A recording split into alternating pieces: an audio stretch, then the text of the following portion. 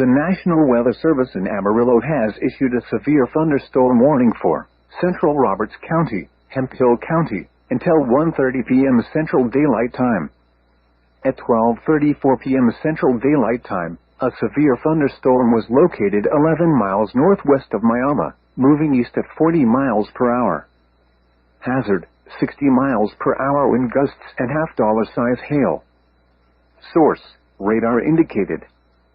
Impact, minor damage to roofs, siding, and trees is possible. Hail damage to vehicles is expected. Locations impacted include Glacier, Lake Marvin, and Canadian. For your protection, move to an interior room on the lowest floor of a building.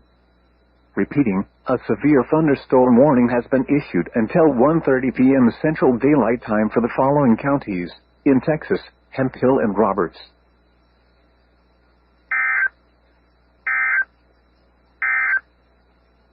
A strong thunderstorm